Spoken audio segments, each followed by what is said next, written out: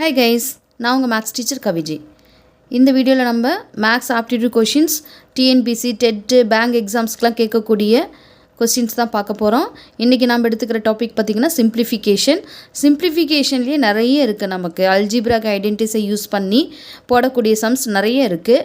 இன்றைக்கி நம்ம அதுபோல் தான் ஒரு ஐடென்டி எடுத்துருக்குறோம். அது என்ன ஐடென்டின்னு பார்த்தீங்கன்னா AQ plus 3a² b plus 3ab² plus bq ஃபார்மெட்டில் நம்பர்ஸை கொடுத்துட்டாங்கன்னா அதை எப்படி சால்வ் பண்ணணும் அப்படின்னா a+b³ இதனுடைய ஆன்சர் பார்த்திங்கன்னா இதனுடைய எக்ஸ்பேண்டட் ஃபார்ம் a+b³ ஃபேக்டரோடைய எக்ஸ்பேண்டட் ஃபார்ம் தான் இது. சரிங்களா?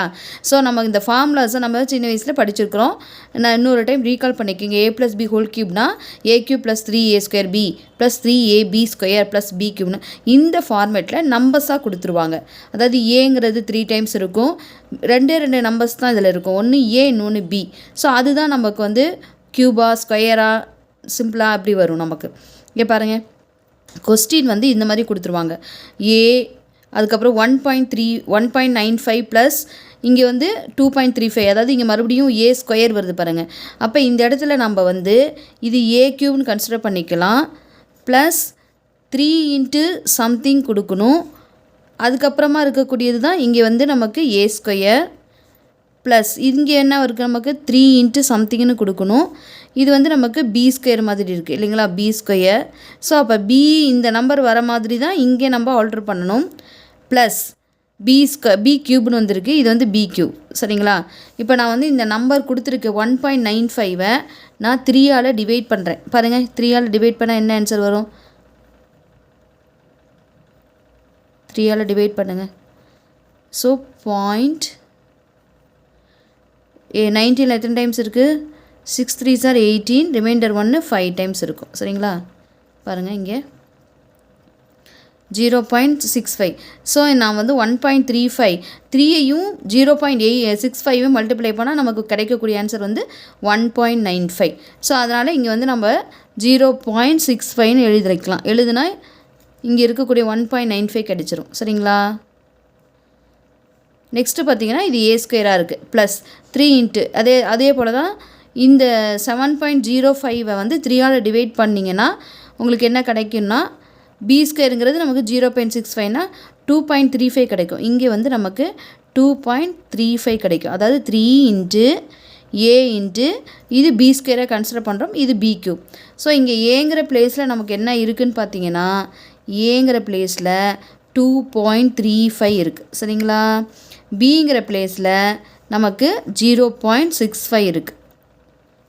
இப்போ இதை நம்ம எப்படி எழுதலாம்? இதனோட ஆன்சர், கொஸ்டினுக்கு ஆன்சர் என்ன எழுதலாம்? ஏங்கிறது நமக்கு 2.35. ஸோ அதோட b ஆட் பண்ணணும் இல்லைங்களா, 0.65 ஆட் பண்ணணும். ஸோ இது ரெண்டு இங்கே ஆட் பண்ணி பார்க்கலாமா? 5 ஆட் பண்ணால் 10, ரிமைண்டர் 1 நமக்கு 3 இருக்குது.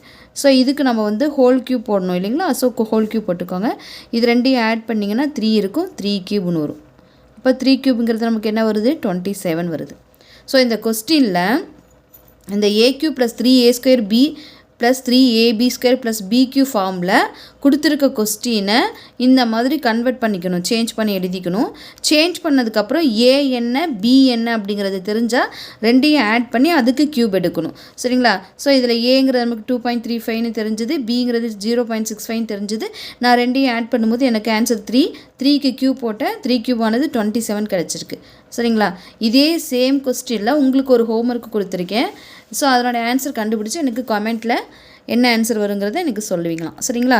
இங்கே பாருங்கள், இங்கே இருக்கக்கூடிய 4.32 ஹோல் க்யூப் இது வந்து நீங்கள் ஈஸியாக என்ன ஞாபகம் வச்சுக்கலாம். ஃபஸ்ட்டு கொடுத்துருக்கிறத ஏ ஞாபகம் வச்சுக்கோங்க, 4.32 அப்படின்னு ஞாபகம் வச்சுக்கோங்க. லாஸ்ட்டாக கொடுத்துருக்கிறத பி ஞாபகம் வச்சுக்கோங்க. அப்போ b = 0.32. ஸோ நார்மலாகவே இது ரெண்டையும் ஆட் பண்ணாவே நமக்கு ஃபார்முலா கிடைச்சிரும். இப்போ வந்து பார்த்திங்கன்னா இங்கே ப்ளஸ் மைனஸ்லாம் கலந்து வருது பாருங்கள். ஸோ இதுக்கு வந்து என்ன ஃபார்முலா ஐடென்டின்னு பார்த்தீங்கன்னா a³ மைனஸ் ஆல்டர்னேட்டிவில் வரும் சிம்பிள்ஸ். 1 ப்ளஸ் வந்துச்சுன்னா மைனஸ், இதுக்கப்புறம் ப்ளஸ்ஸு அப்புறம் மைனஸ். ஸோ ஆல்டர்னேட்டில் ப்ளஸ் மைனஸ் கலந்து வரும். அப்படி இருக்குது ஏ கியூப் அதே சேம் டேர்ம்ஸ் இருக்கும், பட் ப்ளஸ் மைனஸ் மட்டும் சேஞ்ச் ஆகிருக்கும். அப்போ அதனுடைய ஆன்சர் பார்த்தீங்கன்னா ஏ மைனஸ் பி ஹோல் கியூப்னு இருக்கும். அதாவது கிவன் நம்பர்ஸ் ரெண்டையும் சப்ராக்ட் பண்ணிட்டு கியூப் எடுத்திங்கன்னா அதனோட ஆன்சர் கிடைக்கும்.